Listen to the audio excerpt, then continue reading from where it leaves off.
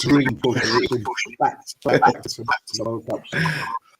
No worries, we got there in the end. We are now live. So thank you everybody for waiting patiently, and really, really sorry we were having one or two technical difficulties, but Grant is here with us now. So thank you for joining us. We've got a good night coming up for you. Hopefully, with a bit of luck, you'll be able to learn the difference between a spy and a PI, and know what the differences as well as the similarities are in the two worlds. For those of you who don't know, my name's Gavin Stone. I'm a former civil servant for the British Ministry of Defence. I've worked in the security and intelligence industry for around about 20 years. I've done a number of other things as well, as I've been into psychology, body language, statement analysis, all these things that I have all manner of qualifications in. Best-selling book on how to tell if somebody is lying, and I've also got a couple of other fiction novels out as well.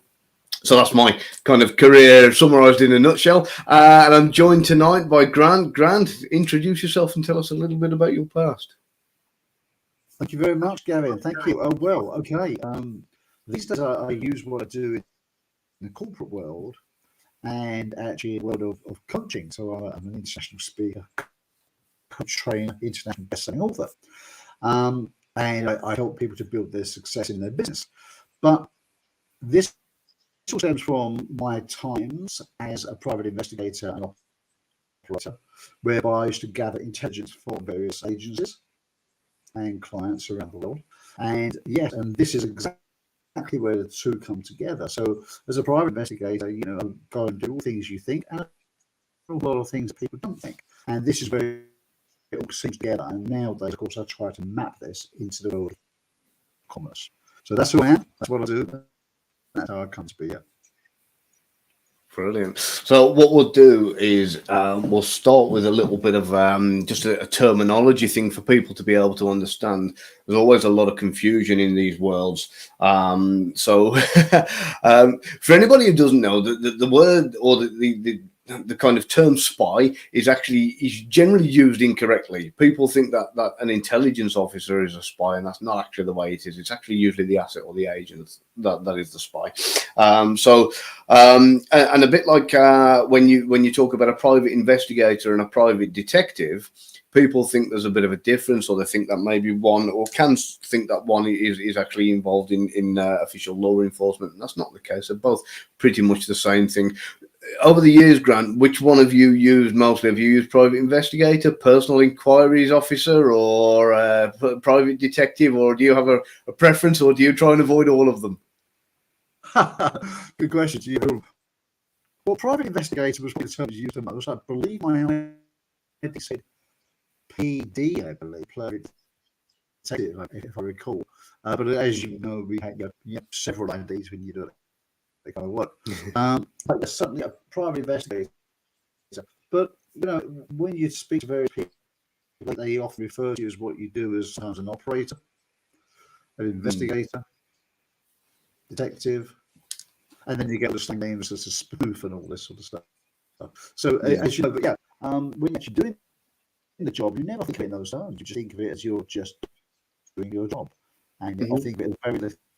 That. I don't know if that's the same for you, Gavin.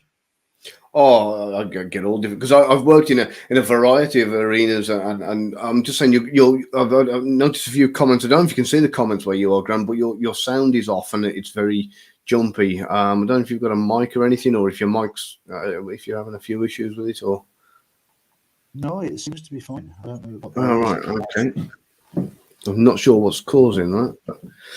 where can I start? So actually, funnily enough, I remember when I first started down the private investigations route, because here in the UK, unlike America, you don't need a license to become a private investigator. You can literally hire anybody, and anybody can become a private investigator. It really is that simple. There are guidelines, and there are places that will train you. There are corporate companies that are already that are doing this kind of thing that will take you on board and train you, but you don't really need to be licensed. So I remember when I first started, and I wanted to know more, as I do with everything in life. I always want to know a lot more than I probably should, and I took a course. There was very few available at the time, because we're talking many years ago, and I actually got a diploma in private investigations. which I was really, really pleased with. But I don't know whether you know this or not, but when you got a diploma in something, you can have the letters at the end of your name, DIP for diploma, and then a dot, and then in whatever it is, which mine was private investigations, which was PI. So when I went to get my business cards printed, I thought I really don't want to be known as Gavin Stone Dippy. Because that's what it read with diploma in private investigations. It was Gavin Stone Dippy, and I was like, yeah, no, I don't like that. So I never actually used that diploma part of it, and went down those lines with that. So, but yeah, over the years working in intelligence, yeah, you know, there's lots of different things. You get called different names, different, you know, you get called a spy or a spook or whatever else. And of course, you've got the fact that you've got to work with the military a lot, and the military either love you or hate you. Depending on what you're doing for them and how they're helping you, so they can be just as evil with the nicknames, which is brilliant because there's nothing more original than military nicknames. They are fantastic.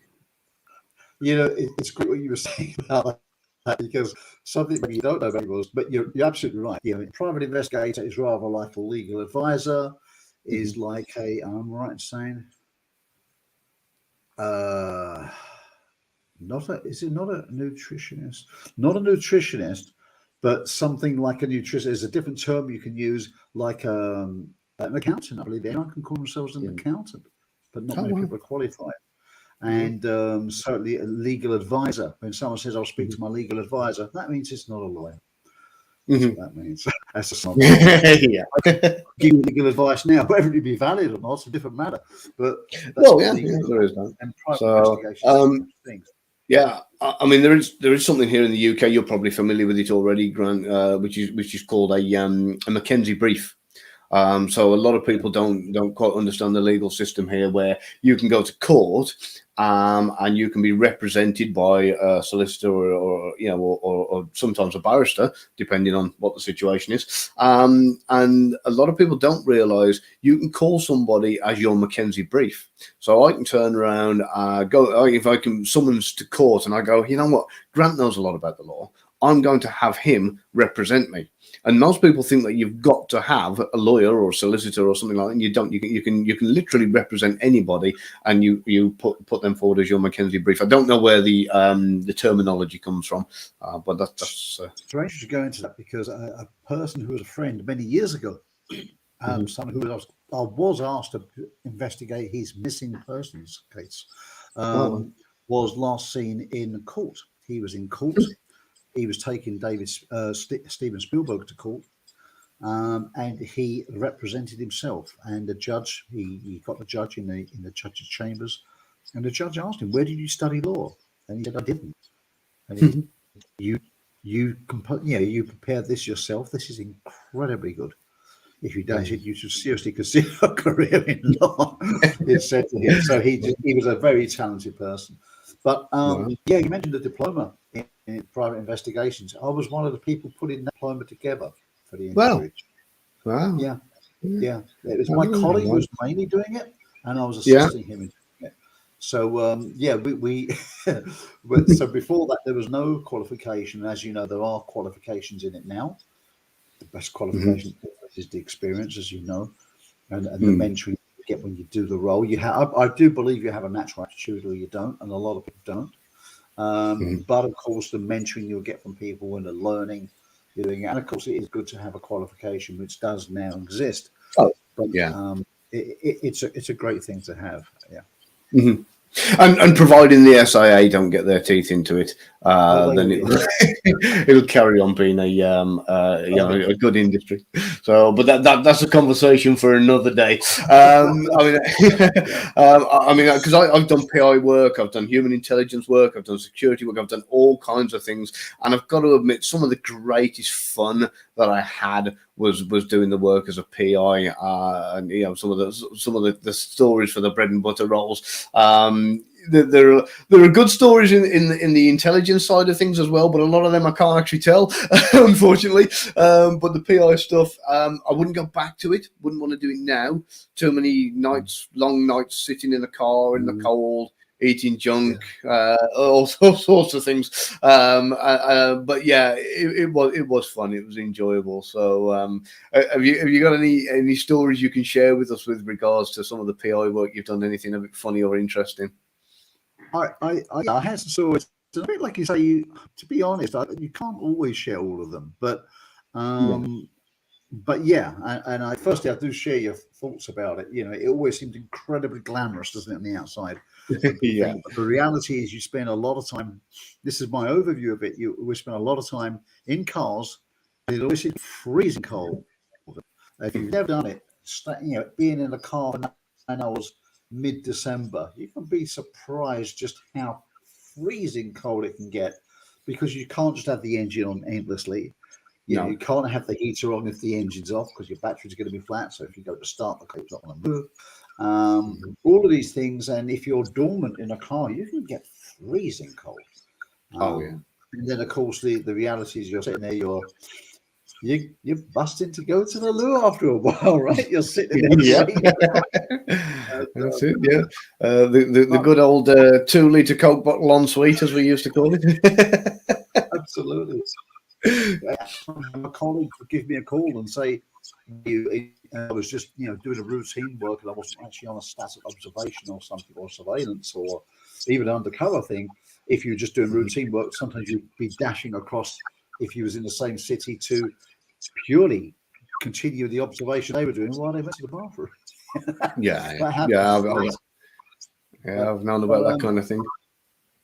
Yeah, but I guess my overview of it was that sometimes it was incredibly boring, tedious, gritty, demoralizing, and sometimes filled with absolute intrigue and unbelievable levels of excitement. The above, fear, adrenaline, all rushed into one. And it was an overload of all of that. And I believe that some people can be good at certain aspects of it, but certainly aren't very good at the blend. But I think one of the greatest things for myself was, I did, for whatever reason, by luck or judgment, I did go in with my eyes wide open, and it was exactly what I expected. And it was. But some of the stories, you asked me about the stories.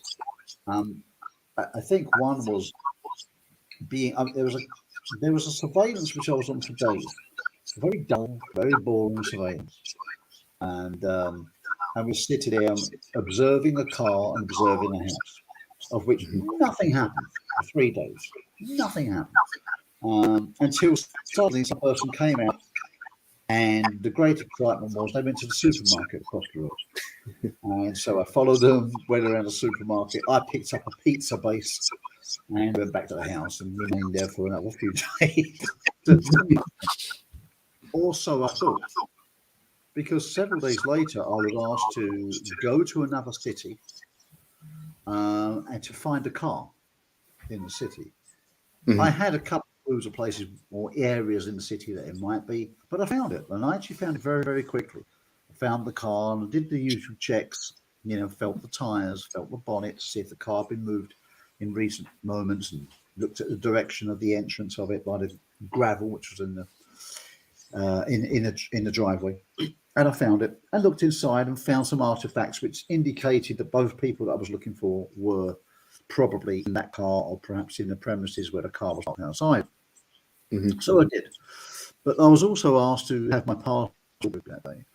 And when I spoke to them, the client who I had to give an update to, I said I found the vehicle, and I told them, what I'd found about the vehicle as well.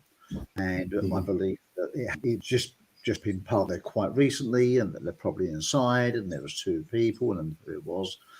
And he said, "Do you have your passport with you?" Because this person was an airline boss. Okay. And he said, "I'm probably going to need you to jump on a plane in a moment." I said, "Okay, fine." I had no idea. But he must have deemed that it wouldn't need a visa or something. But he was like, "It's okay," and stood by him for a little while. But I gave him so much information with the vehicle, etc. When he came back, he said, "Actually, stand down. We don't need it." What I later found out was that the very boring surveillance that I was doing, looking at this place where someone came out, went to the supermarket, it was related. The two were connected. It was the same people on Dame. So you used to get things like this. You'd also get people you suspected would be the press. There was a certain newspaper that would bring us an awful lot. And we often steered clear of doing work with them because that would generally be trying to spread dirt on a politician, spread dirt on a celebrity or something like that, or honey trapping and all that kind of stuff, which I never got involved with. I had a moral issue with stuff like that, so I'd never do that. But that was the kind of stuff it'd do. And I mean, there was other cases where some very interesting cases, and some were, I suspect, very high-profile cases because of the way that they came about. Yeah.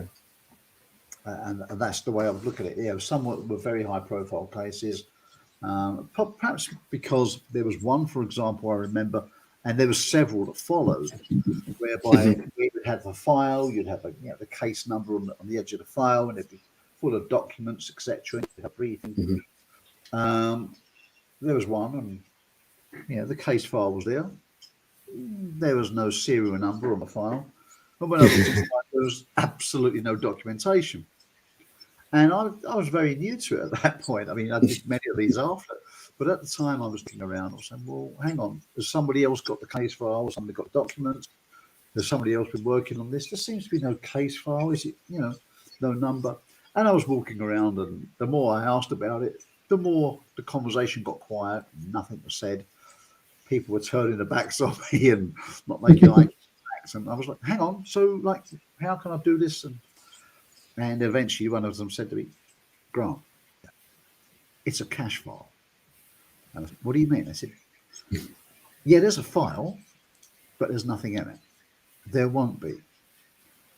And it was then explained to me, which I later found out, that in many high-profile cases, perhaps from other agencies, where they didn't want to investigate it themselves, or if they was afraid of getting perhaps caught and covered, they would rather pass the blame onto another agency. Or indeed, if it was just, as we discussed this earlier, sometimes they just want a different opinion from a different viewpoint. Yeah. And if that was the case, it would normally be that one of maybe my boss at the time would go and meet them in a hotel, take verbal instructions.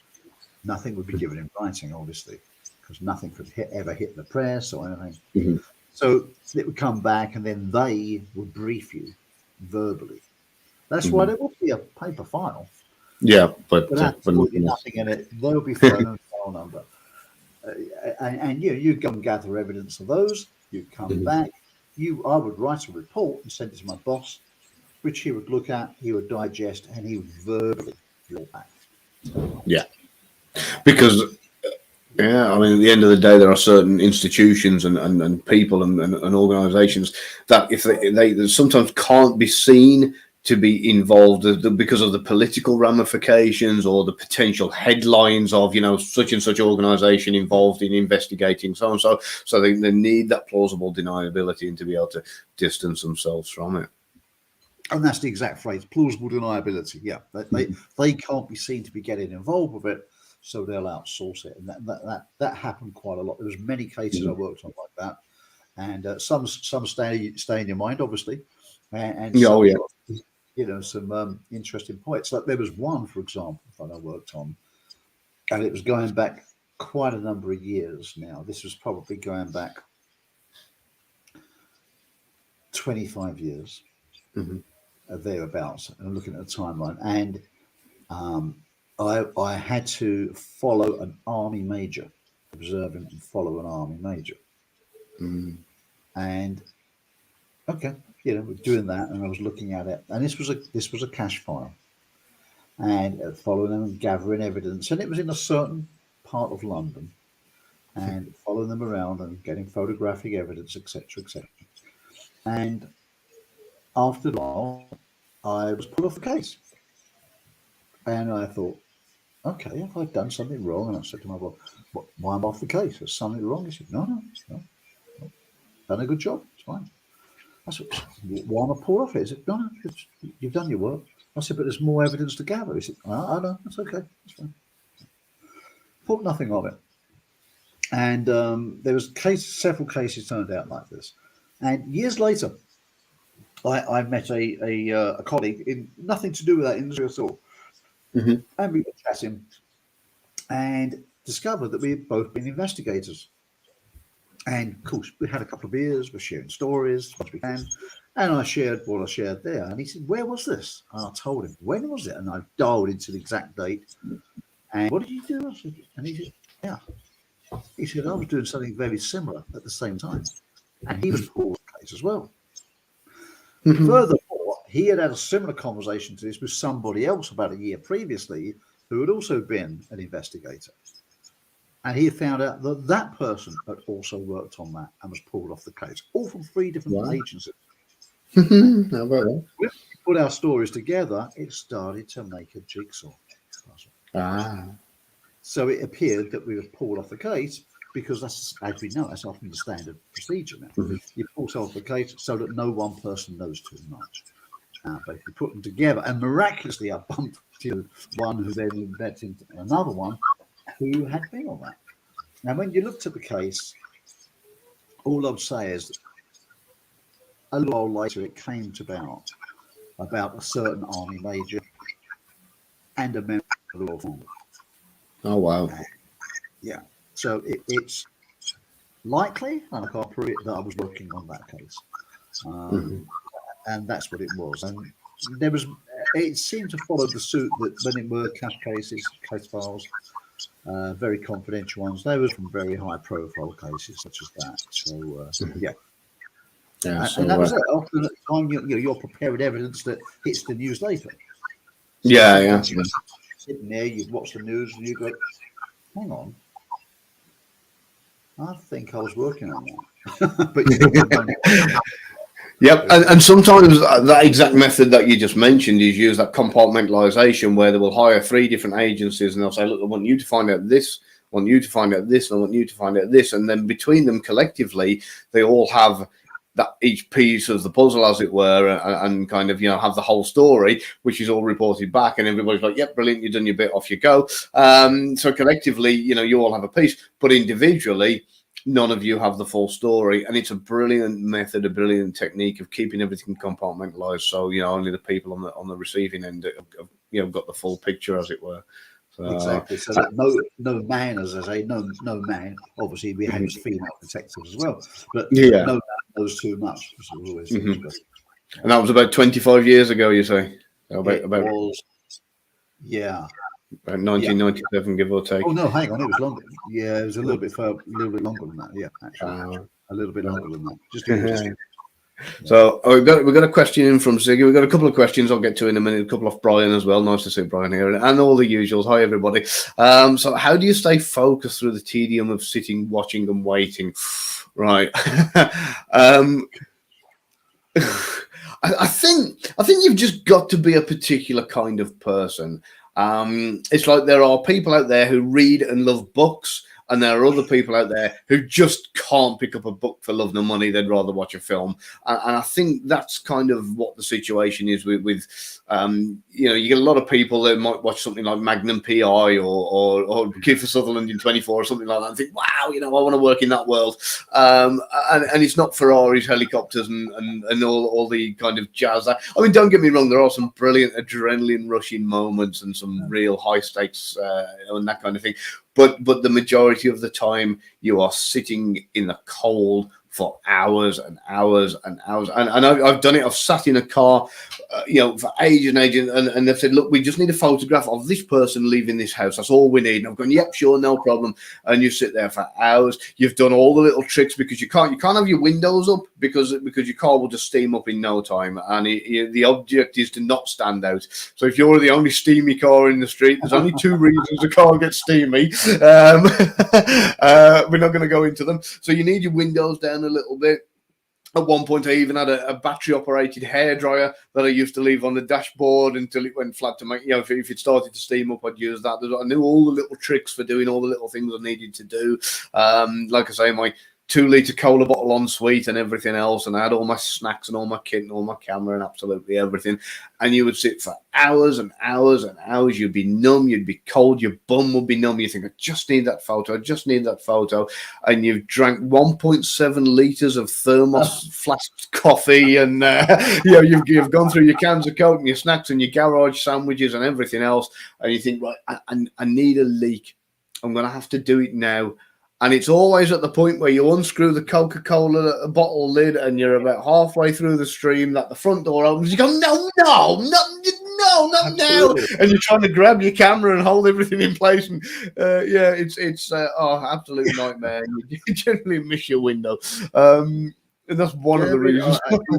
It's amazing you say that, because isn't it always the moment when you do that, you have to take your eye momentarily off the ball, whether it's to, take a leak or where you just a momentary lapse of concentration. It would always be a moment that something happens. And I've done that on several occasions. Even if you've done it for 8-9 hours, you're sitting there. If you take your eye off, at that moment, that seems to be when it'll happen. And it has. Happens with amazing regularity. I think it's happened to me 2 or 3 times. Luckily, I've caught it. I've seen it out the corner of my eye and managed to retrieve it. But it is. And I think, Ziggy, you asked a brilliant question there. How do you do it? And like Gavin said, you're a certain kind of person. And I think you just have to focus, because you think, if I mess this up, guess what? You're coming back another time. And as you say, you're sitting there numb, you're fidgeting around, I get comfortable after a while. And you do, I remember eating an amazing amount of rubbish food, which is horrible, because, sugary food to stay alert and stuff like this, which you don't want. All the stuff you don't really want to be doing is what you did. But, you do just focus, because I think you have to remember why you're there and the fact that you don't want to be doing this twice. So focus, just get it done once, and nothing else matters while you're there. You're just looking at that door or at that window, or you may be looking at a door but using your peripheral vision just to see if a curtain twitches or something. Or if someone's coming. What's that car that's just drawn up? Are they on the phone? Are they ringing them? Are they going to come out? Are they going to go around the back entrance? You're just using the peripheral vision. So there's actually quite a lot going on to keep your mind occupied. So more than most. I mean, if you just watch people. If you watch someone innocent, the first thing I found when I first did that job was that if you follow anyone, their movements nearly always look suspicious. If you follow me, you would probably think, what the hell is he up to? He's gone there, he's gone there, he's gone back twice. It looks suspicious, but it's just normal life. It's just people just living their life normally. So you have to learn to differentiate from what's suspicious and what's normal. And then again, the more you know about that individual, the more you know about their MO, the more you know if it's normal for them, etc. But if you are just observing a house, a street or something, unless it's in a very remote area, there's normally quite a lot going. So there is quite a lot to keep you in mind. Oh, definitely. Yeah. So that does help, Ziggy, to keep you focused. If that helps to answer your question. It's what we call third-party awareness, which, funnily enough, it's actually a funny story from years and years ago. I remember, if you can imagine, a long row of terrace houses either side of the street, and I'm meant to be watching one up the top a little bit. So, for those of you who don't know, it's not like the movies. You don't pull up, kind of pretty much outside the house and sit there with the camera waiting. You're generally quite a distance away with the zoom lens, and you're not on the doorstep. And you've done your general, reconnaissance of the area and got to grips with what goes on and when. Anyway, I remember this one particular time I'm watching this house. I'm doing the surveillance on this particular house right up the far right-hand corner of the street. And it's this one morning I was there nice and early, and this front door opened on my side of the street, just a few doors up from my car. And as the front door opened, this bloke comes out with a young girl. He opens the back door of the car. The young girl gets in. He passes like a school bag and bits and pieces, closes the door, looks up, sees me, zooms inside his house. I'm like, oh. Anyway, next thing you know, he come out about 2 minutes later with a walking stick limping to his car because he thought to him, yeah. And I was just chuckling because I'm not even here to see you or to look at you or to. It's nothing to do with you. But he obviously realised there was some kind of surveillance in the street. Thought it was for him. Probably got some kind of a claim going on somewhere. Moved in at lightning speed to go and grab his walking stick and come out with his walking stick before anybody could get a photo. That was quite a funny one. That is funny, isn't it? There are some amazing stories like that when things happen by mistake. I remember I did make, and occasionally you will make a mistake, and I had to do a surveillance once down a cul-de-sac. Mm-hmm. So like a little no exit, like it's very small, very difficult. Being at the top, you couldn't quite get the angle on the house, and we had to get observation of something that was going on in the driveway. It was a bit of a no-win situation. So small little cul-de-sac, and of course the car would be the most mundane-looking car. Oh, so you have a great engine, but it would be a very mundane-looking car. The most boring-looking car you could get, to mold in. And I was there doing the surveillance. It had to be quite a long time, so I pulled myself out, put someone else in, in different car and all this kind of thing. But not really surprising that the person kind of realized I was being watched. It was very difficult to do because of the geographical setup of this particular one. Yeah. And we got rumbled. On that occasion, we got rumbled. Mm-hmm. And but it worked to the advantage, strangely enough. It was a fortunate accident because when it happened, it was about someone had done a very large rip-off of earth-moving equipment. Very large, and they'd stolen it. And this used to happen quite a bit. It was quite a spate at that time. They were stealing it, etc. And it went off. They saw that they was being followed, but didn't make the assumption that it was an investigation on them. They thought the mob was and they thought they was going to get shot or something. So because of that, the client was overwhelmed. They said, I don't know what you did, but they phoned up and apologized and said they're going to get the money back straight away. And they came and paid the money in cash in full. Oh, wow. Everyone's just asked, what does rumble mean? What you're doing, but your team's fantastic. For Erin, who's just asked what rumbled means, it means caught on the job. Caught out in the situation. So actually, Grant, you've kind of answered one of Brian's questions there with that, which he said. I'm hoping I got the right one. Hello, Brian. How are you doing? Right. Do people you were following catch you, and if you were caught, so when you were talking about that, about a cul-de-sac, I actually it brought a story to mind of a few years ago. So we had to do a very similar thing, cul-de-sac surveillance. Now this was a different case. This was a few notches above like your normal kind of PI work, and we had to do a surveillance on a particular house in this particular area. So in those situations, when it's a small street or a small cul-de-sac, it can be very, very difficult. It's certainly nowhere you can park a van for any long extended period of time. And if a car looks out of place, it doesn't look well at all. So there is something you can do, and that is to pop down the street, have a look and use your noggin a little bit and knock on a door and say, hi, I'm doing an investigation in the area. I'd like to pop in and ask you a few questions if you don't mind. It's very sensitive. Do you have a few minutes to speak? Most people's curiosity alone will allow you to say, kind of come into the house and tell me more. And what you generally find is people are very, very accommodating, especially in this kind of situation.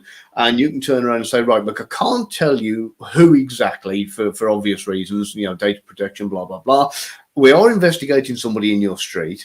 would it be possible to use your house as an OP or an observation post for people who don't know? And the majority of the time, if you pick the right person and you get used to asking and finding out who the right person is, you get I love the curtain twitches and the nosy neighbours. They are just my best friends. And of course I say, yeah, and a lot of them are really, really great about it. They will make you cups of teas and bring you biscuits and all sorts of different things, and they love being as helpful as they possibly can and being involved in the action, as it were, even though you don't tell them who you're investigating. Usually, you kind of they know which way the cameras are pointing, so they know.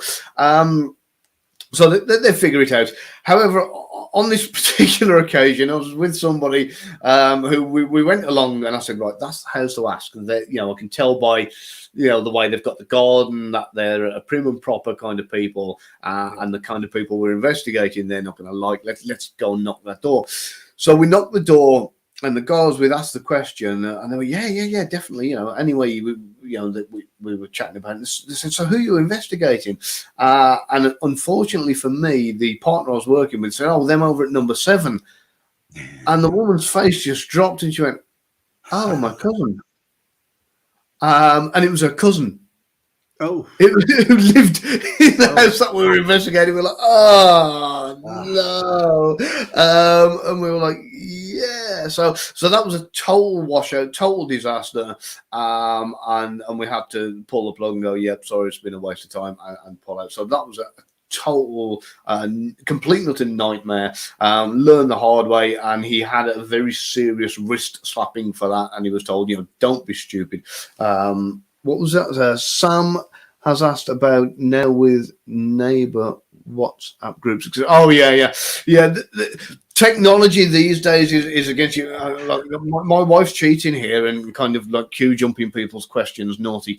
But yeah, technology has made things exponentially harder in so many ways. I'm sure you've come across this, Grant. I mean, like when I first started this, there was a couple of little tricks that I learned that you could do, which were really, really great. The one, if you wanted to know what time somebody left to go to work in the morning, you could get an old analog style watch. You could take the strap off it. You could pop it under the front tire of the car. And when the car drove off, it drove over the watch, it crushed it. And whatever time it stopped it at, that was what time they left in the morning. You knew when to be there to catch them if they were kind of working whilst claiming they weren't working, as it were. And there was one that caught me out for ages and ages and ages, watching his house, and he kept on evading me. And in the end, it turned out he was going out the back gate, and I found by just simply snapping a twig and sticking the twig in the gap of the back gate, and it had just dropped, and nobody had noticed. And that was how I learned that he was using the back gate to leave through. So these little old tricks, they're brilliant way back when. But yeah, technology now, it's a different ball game. So Grant, you look like you're going to jump in with something. Yeah, you made a good point about the cul-de-sac, speaking to the neighbours, and that's certainly something which I've done. For some reason, and I can't remember why, we couldn't do that with this particular surveillance.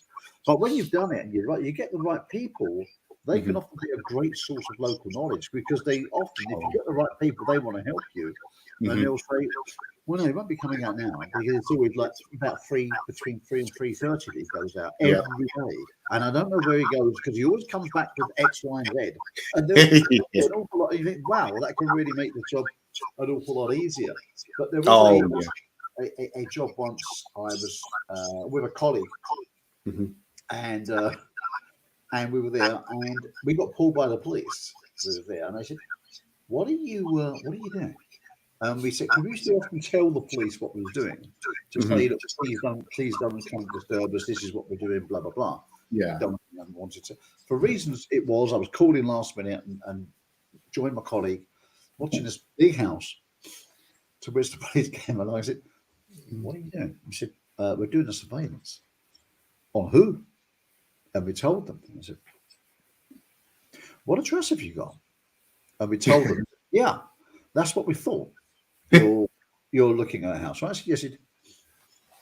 "Did you come up with this address?" I said, "No, the client gave us the address." I said, "They've given you the wrong address." They said, you're actually doing surveillance on a diplomat, hence why we pulled you. It was a diplomatic. They said, "That's why we wondered, what are you doing? Look at the house." You want next door. Oh, wow. Beautiful. So, The only thing I know, you gave us the don't want wrong to tell us. address. Yeah. Oh, what a nightmare. Similar thing happened with a group of friends of mine in London. So this is a story from Box. So for those of you who don't know, Box is MI5, and what happened was that there was a group of operatives doing a particular job. I've never told this story before, so I'm going to be really, really careful with it. But one of the most overlooked people in the world, if you're going to do surveillance, I've had to do it myself. It's really, really horrible. Is to dress as somebody who's homeless. And sit in a kind of doorway or a closed shop or somewhere like that in a sleeping bag. You don't necessarily need the little skinny dog, but a cardboard sign or a hat with a couple of coins in it or whatever else.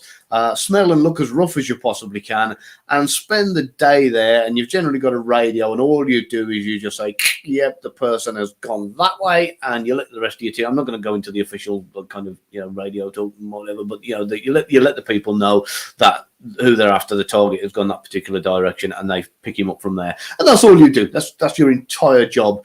So if you can imagine that this one particular colleague had dressed beyond awful, and he'd gone through quite extremes to urinate on the sleeping bag and everything else. So everything was as realistic as people will not. They'll step over you, they'll avoid you, they will look past you. You'll be almost invisible, and everybody will leave you to it. And you can spend as much time there as you want.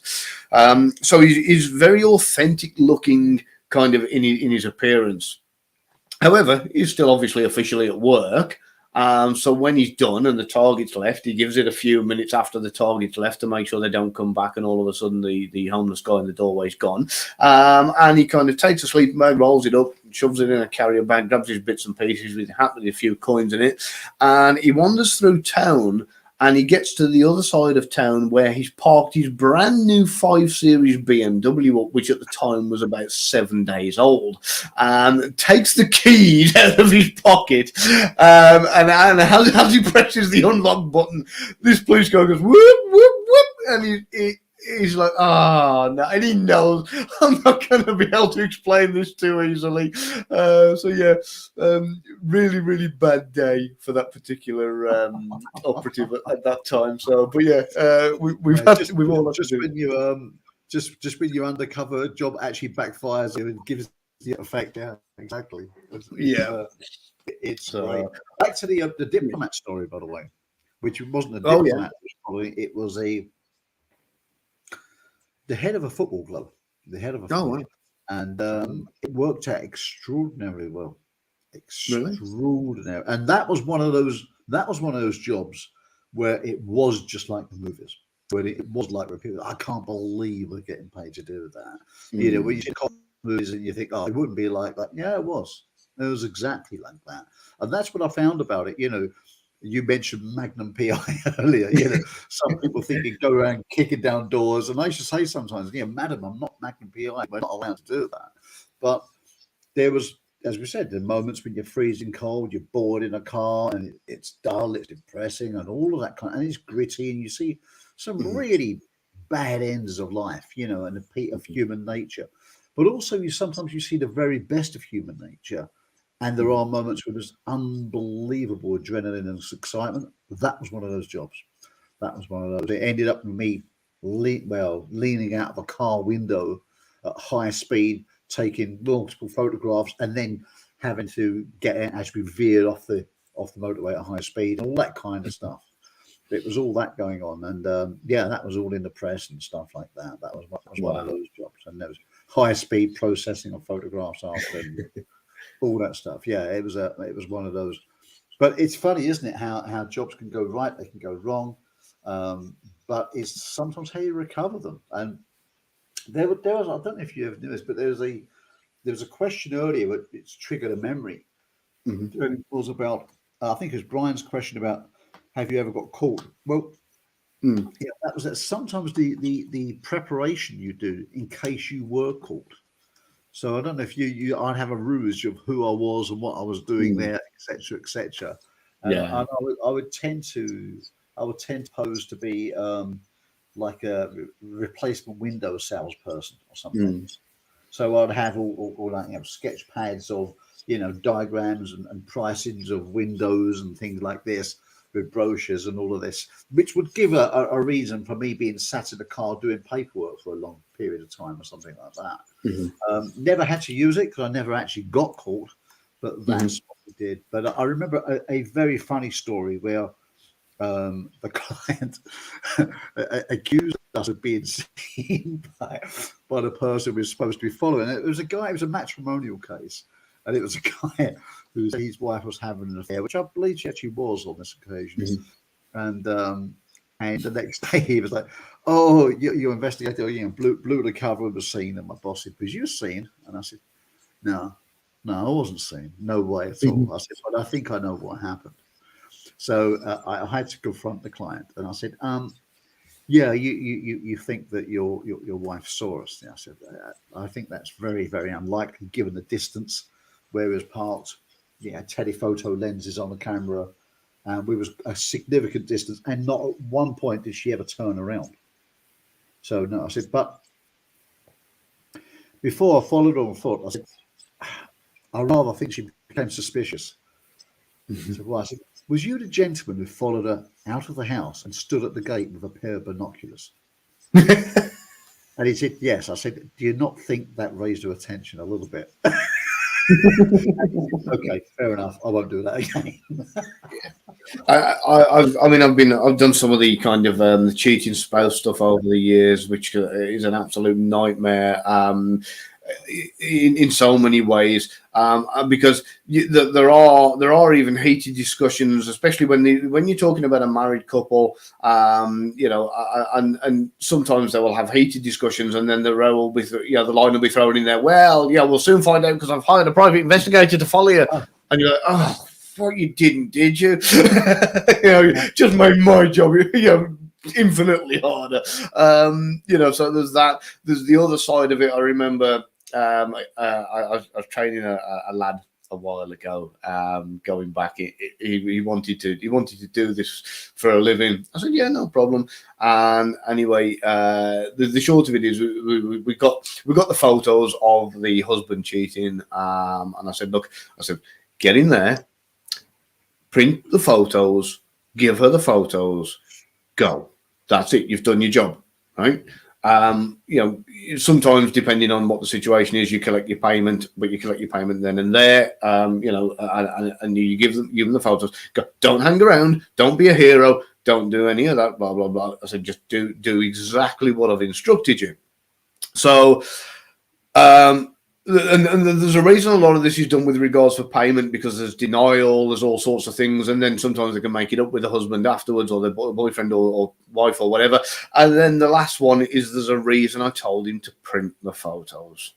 And that's because he decided that he knew better in the digital age of tablets and that kind of thing. So he took his tablet, and she's there flicking through the photos, getting angrier and angrier as she's flicking through the photos. And this iPad went up the wall, and she screamed and went absolutely crazy that her husband could do this to her. And then to cap it all, after she'd had a breakdown, she then went into the denial phase where she'd, "No, I don't believe you. I don't believe this is true." And despite having the photos and having seen them, she then refused to pay. Taught him a lesson, expensive lesson at that, but definitely taught him a lesson. They can rip the photos. You can produce more later if need be, but exactly, a little bit more expensive. Exactly. Good point. I think that's brilliant, and it's and again, there you go. People will, especially when it's an affair of the heart. Quite often, people don't want to believe it. They don't. But, no. I hadn't thought about this before the show, but you triggered a memory of one case where there was a lady, and it wasn't matrimonial. You talking about matrimonials, which is just one small part, obviously. So, but one was, I suspect my husband's having an affair. He's not coming in after work. He's evasive when I ask him where he's been, and la da da da. And sure enough, I followed the guy and found out what it was, and could see what he was doing, and she was getting more and more suspicious what she's doing. Mm-hmm. And I interviewed some people around this case and discovered what he was doing. And I'll bet you I know, because I bet you I've worked on an identical case. Yeah, okay. Yeah. We'll see. And I said to the lady, you know what? He's not having an affair. It's okay. And I honestly don't think you should hire me any further. I think it's okay. I would wait another week or so, but I think rest assured he is not having an affair. Don't pressurize him on it. I think you're going to be very, very happy with the result. And I said, please don't ask me anymore. It's okay. Please don't spend any more money on this. It's all okay. It turned out that, and it was a little bit detrimental that she spent the money on hiring us, because there was a guy who had a fairly low income job, and he was dearly in love with his wife. And their anniversary was coming up, and he took 2 other jobs to pay for a lovely holiday to take her away. Slightly different to mine. I wrote it down. Oh, you can't see because of the lights. But yeah, slightly different to mine. The situation with mine, it was actually it was a surprise birthday party that the husband was organising, and he was very evasive while he was running around trying to organise it all, hire places, hire people, get everybody invited and everything else and whatever else. But so same kind of thing, anniversary, birthday. That's why I had a feeling this was coming up. Yeah, I mean, yeah, because at the end of the day, you and I know we've been in the industry for long enough that the majority of the time, if we're being hired to investigate, a potentially cheating spouse, the fact that we've been hired means the chances are that that person's cheating. It's just the odds. Yeah. The suspicions have come from somewhere. So the odds of it actually, being the case is 9 times out of 10 you can assume they are, and you've just got to prove it. So, and I actually set out with that. Brian's actually just pointed out it's in my book. But yeah, I actually set out with the intention of going and proving that this particular guy was cheating, and he actually wasn't. It was a surprise birthday party. So I'm going to cover a couple of questions here. I'm not going to get these in the right order. So Rick has put, when starting out, who hires investigators, researchers, or assistants who are studying human behaviours? So if you're just starting out, I mean, in the UK, it's generally lawyers, accountants, solicitors, that kind of thing, who want to find a client, and your bread and butter stuff is something called process serving, which is where I started, right at the very, very bottom, where they say, look, we're going to court summons for this particular guy. We sent it through the post. It's come back with not at this address written on it. And they say, can you go and find him, please? And personally serve it, hence the word personally serve it on him and kind of give it to him, and that's it, and job done. That's where I started. I've had some really easy ones, and usually it's at the very address where they've said it's not. Where they've said not at this address. You go and knock the door, and you say, is this your? Yeah, there you go. I've had some stubborn ones where they've stood there with their hands behind their back, and they just, nope, not taking it, I'm not taking it. And the best one, because one of my claims to fame is the fact that I've always found anybody I've been hired to find, which was great. And this one day I was really, really struggling. It was something that I spent a long time trying to get this one particular guy. I knew what car he was driving. I knew several addresses for him. I knew several places he used to frequent, and I couldn't pin him down. He always managed to be a step ahead of me. And this one day I was at the end of my tether, and I thought, you know what? I'm going home. I've had enough. And I pulled in at the gas station, and as I kind of went to fuel up, as luck would have it, there he was.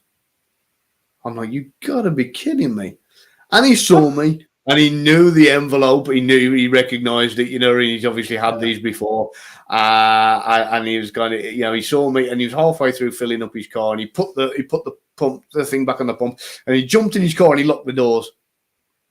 So I walked over to his car, and I just pulled the wiper back, slotted it behind the wiper, let it go, and went, that's me. I'm done. You've been served. Yeah, brilliant. Yeah. So It just justice when you think that at the end, after everything you've done, bump into a fuel station. That's amazing. yeah, absolutely crazy. So, but yeah, I mean, so to answer Rick's questions, yeah, a lot of the time it's the lawyers and solicitors who just want somebody tracked down, and there are other reasons as well that it doesn't necessarily always have to be a court summons. It could be a will. It could be an estate that's been left to somebody. There's so many different reasons why it could be done. But starting off, that's your bread and butter stuff, and that's where a lot It of it comes certainly from. is. And I remember watching a Magnum PI episode once, and it had gone back to his early days, and he was process serving, and that's why people say, "Is it like Magnum PI?" I said, "Well, if you watch enough episodes, then yes, it is."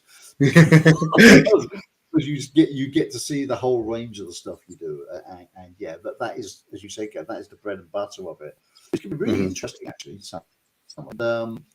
And quite often they are attached. I mean, I remember doing the surveillance and following. This was corporate fraud and industrial espionage, and I was working on that and following some very big movers in a given city for weeks, and then that wound up with process serving on them at 4 o'clock in the morning.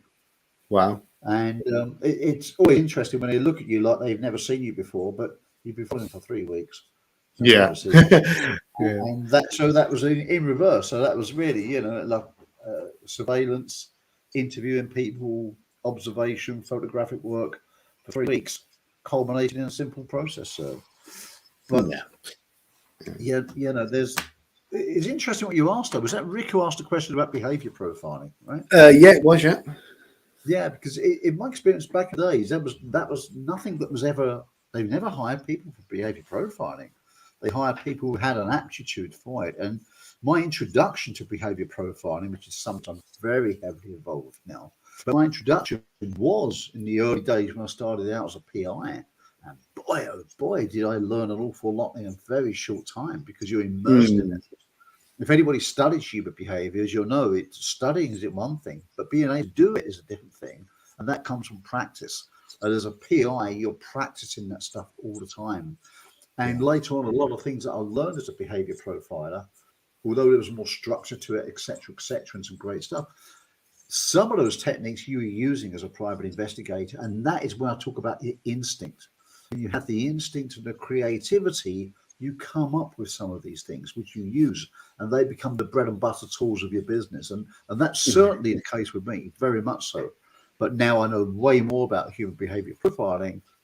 But you do learn an instinct, you get to learn patterns, you get to understand people's MO, and all of that goes in, and that becomes that instinct. Well, I think with any job you do, you build an instinct about it. If you're good, you stay with it and you have an interest in it. And that certainly was my experience, and it served me well. I mean, I remember talking to someone I was trying to follow, and they weren't where they were supposed to be.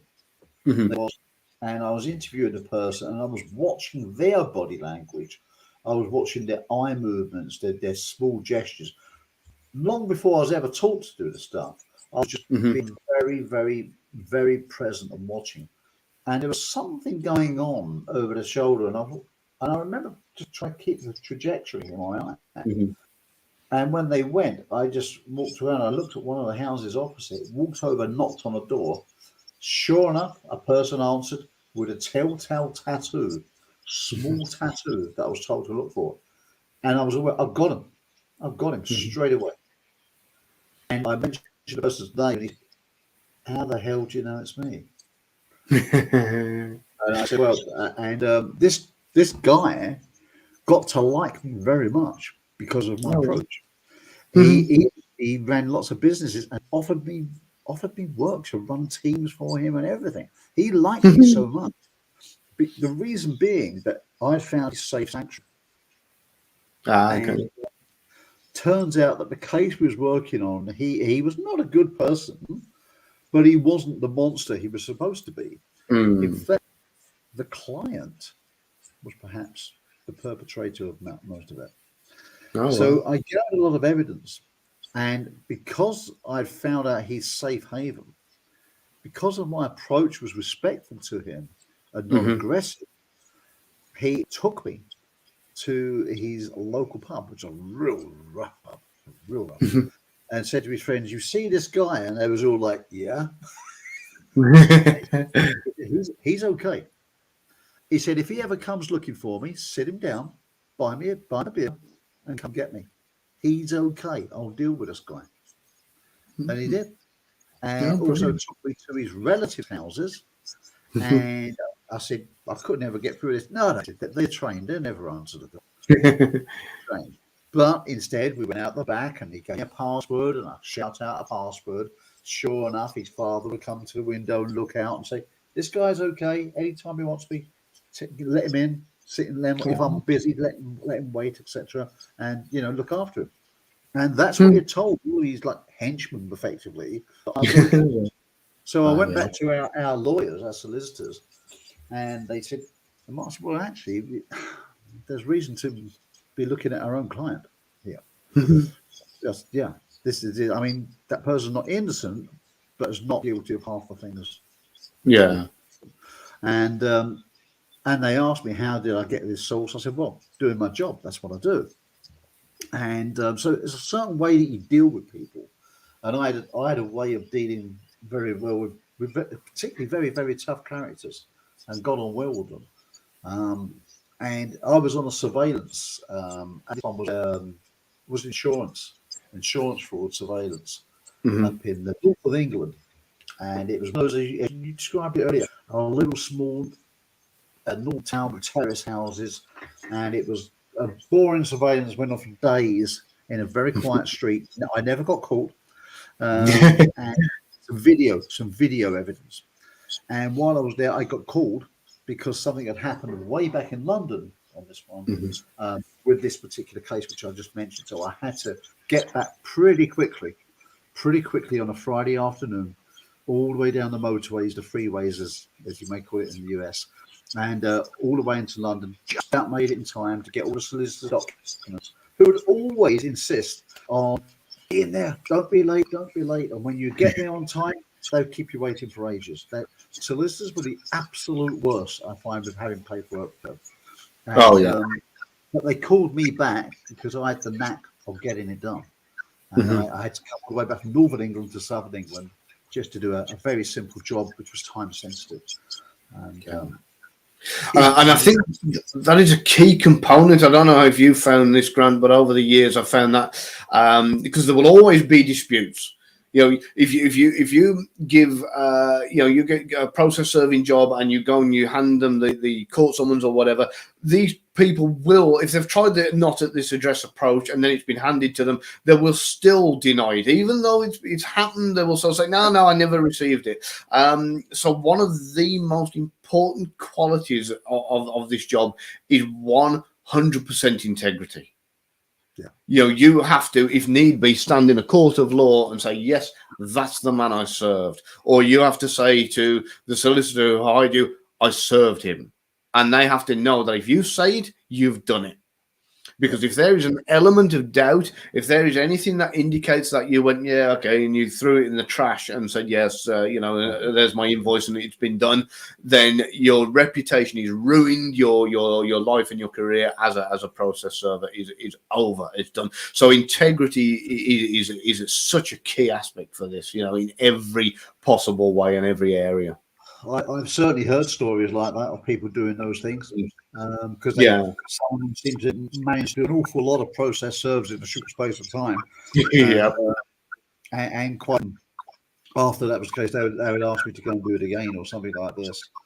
But I always found, and I, like yourself, I don't think there was anyone that I failed to find. Whether that was luck or judgment, I don't know, but I always found them. And sometimes people did think they was hard to find, and I found those pretty upset. Those ones. Yeah. Them. I've had them rip it up. Some cases were pretty tricky when you found them. One guy was extremely aggressive. He ended up going to prison. Oh, well. Yeah, it was a nasty piece of work. Missing person cases. We go on missing person cases. sometimes with police escort, and sometimes police wouldn't come because they had been shot. Yeah. So then you had to go on your own. But yeah, again, as working as an investigator and operator, etc., with certain communities, they are more willing to speak to someone who isn't a police officer, and that you'd use to your advantage.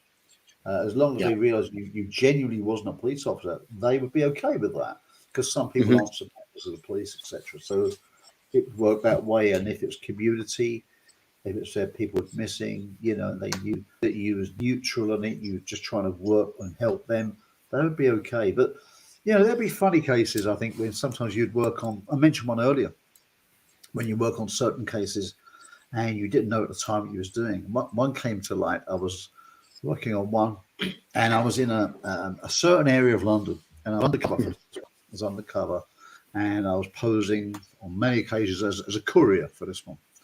And process serving was involved, and stuff like this, and undercover. It was all together, and I did, and it worked, and got my money. It's about exchange of goods and stuff, and I did it. That was fine. And a few years later, I was out with a then girlfriend, who took me out one night, and I was out with her work colleague and her boyfriend.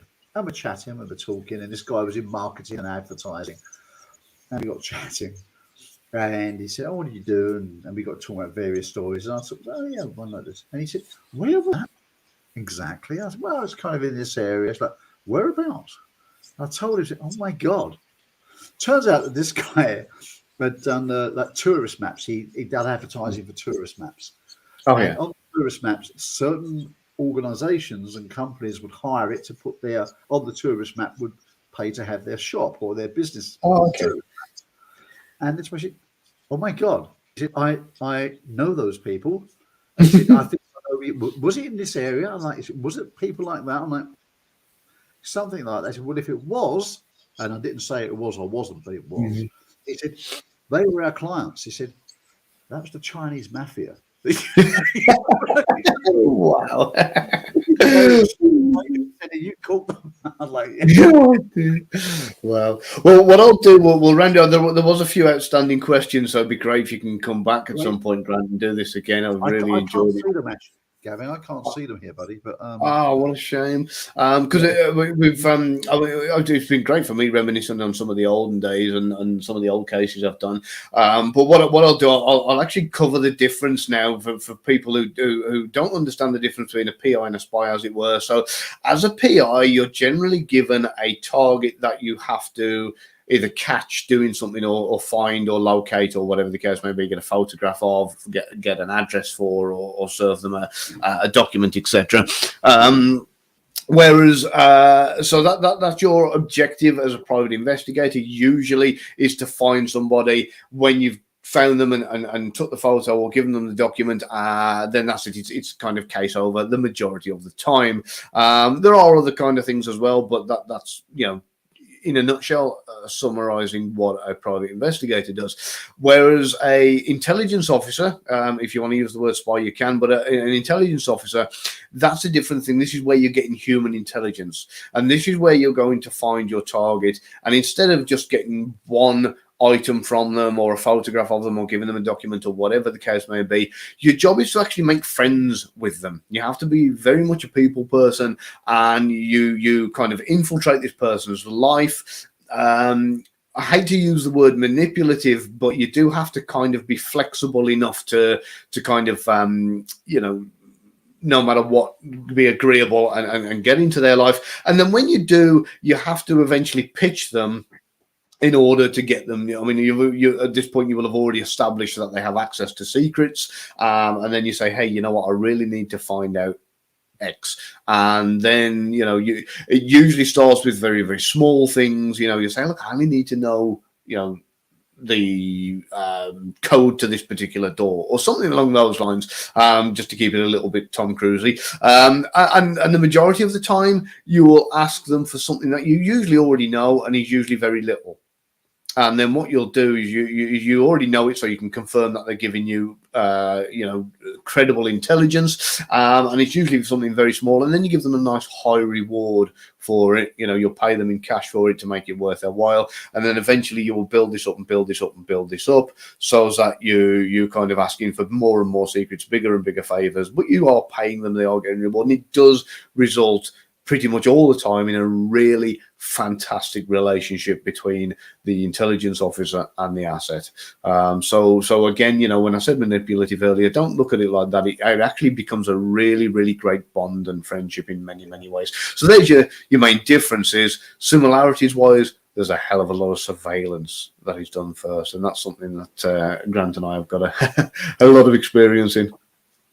And I think that's a great point you mentioned there, though, Gavin, that, it is a great relationship because it dovetails together wonderfully. And sometimes the lines blur a little bit. But that's, by the way, the messages are coming through now. I hope the microphone's fine. Oh, good. I don't know why that was a problem, but it's it's been a bit intermittent. Is it? Okay, I'm sorry about that. It's normally I don't need a new microphone. It's the one I use all the time, and it works well. Wow. Sometimes with StreamYard and certain things don't. Okay. It's Solly mentioned that your questions have been answered. I'm so glad we did. Sometimes I think we have an instinct of knowing again, what sort of correct things people may want to know, and some of the stuff that really people don't want to know. So it's nice to explore some of them around our work and what people think it is, as opposed to what it is, and some of the parts you need to know, and not always the really fun, great stories, but sometimes the stuff that it would be nice for you to know. So what's that? So this is Sam, who's absolutely amazing. We all love Sam. Great. So, the keeping alert is a really, really difficult one. So there are a few on here that I've got queued up. Let me see if I can get through a few of them. What's this one here? So this is Erin. Right.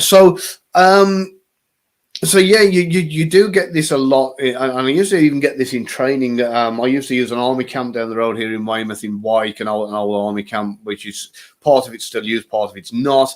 And we used to do training down there, and we had the police show up the once because we were firing blank ammunition, and we were doing J turns and all sorts of things. So in some instances, what the situation is in the UK, you're not obliged to tell the police what you're doing.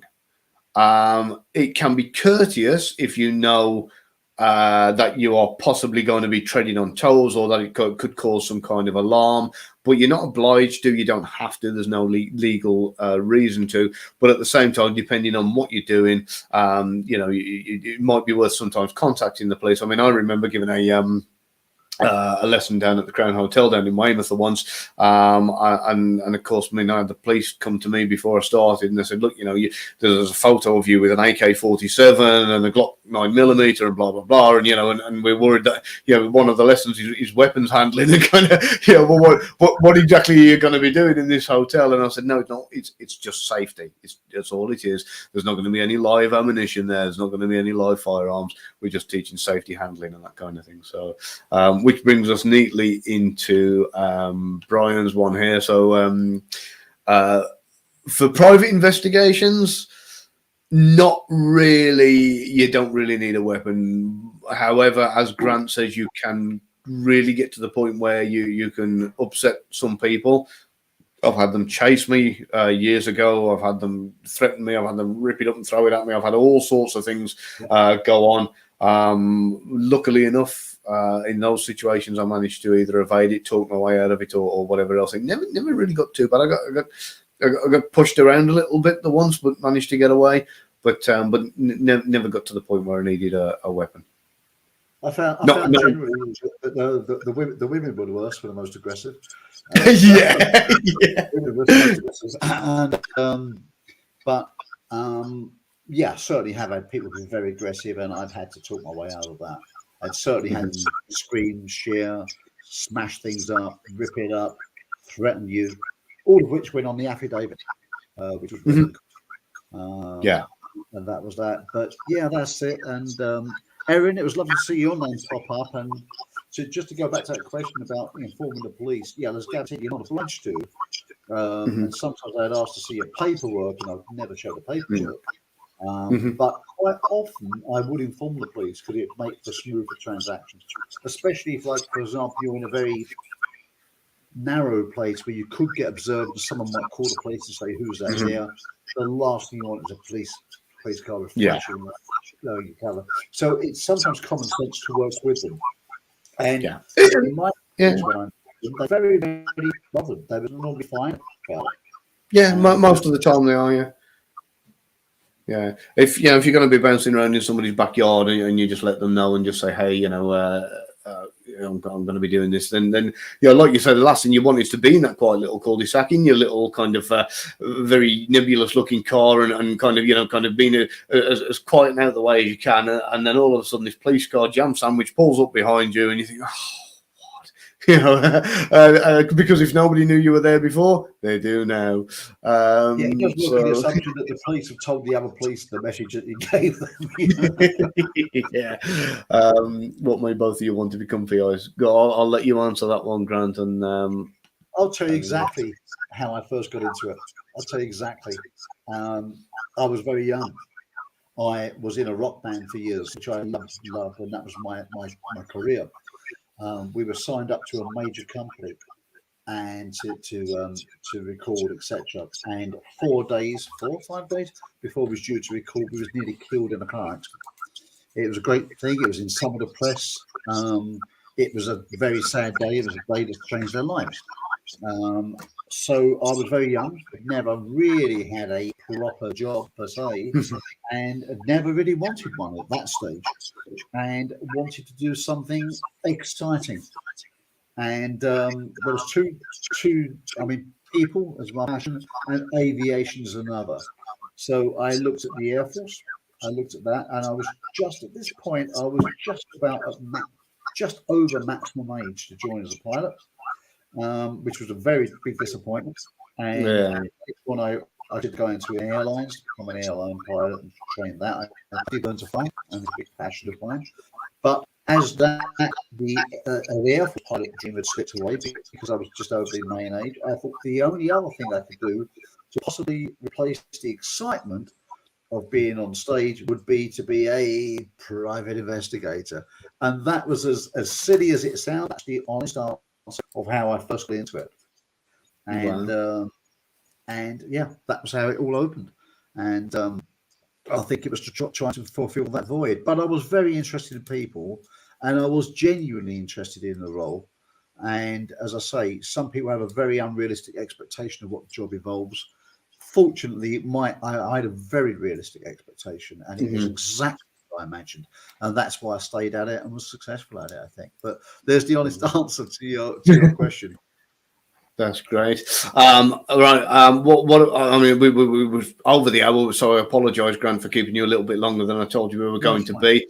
I know you're very, very busy, but I've certainly enjoyed it. I hope you have too. By the looks of the comments in the chat, there's been a few people who've enjoyed it as well. So, if you would like to see Grant come back, please type yes in the comments. And Grant, if you get the time and the chance, would you like to come back and do this again? And because there's so much, I feel like it'd be great. I mean, it's we've kind of scratched the surface, as it were. And I know I've got, I don't know how many more stories from the good old days, and we've barely touched the intelligence side of it. And I'm sure you've probably got a few more stories up your sleeve as well. So. Sure. No, I'd be delighted to. Absolutely. If people would like me to come back, I'll be more than happy to come back, Gavin. Spending time with you is always a good thing. And it's always great to talk about this industry, because I think, as you say, we got into it for a reason. And ultimately, you're there to help people. And it's what always endeared me with that was sometimes some of the wonderful letters of appreciation that you got from clients where you help keep their life back on track. So yeah, we did it for a reason, because we love it, and therefore we love sharing that with people. And if we can give people a more realistic expectation of what the job actually is, as opposed to what the movie tell you, then that's a good thing. Definitely. So, Erin, I will answer this question on the next one. I promise. You might have to ask it again to remind me. But the answer to that is not only yes. There's a long story where I had to bring somebody in from a foreign country, and she was a very beautiful individual. And there's a lot of juice to go with that one. But that was many, many, many years ago. And one or two others as well. We'll go into the human intelligence side of it and how that works out as well. Thank you for everybody who typed yes. Thank you for everybody who joined us tonight. And Grant, thank you to you. It's been absolutely brilliant. Please subscribe. Please tell your friends. I'm trying to build the channel up. I'm trying to get more and more people on. So please share it. And thank you once again to absolutely everybody. And we will see you again on the next one.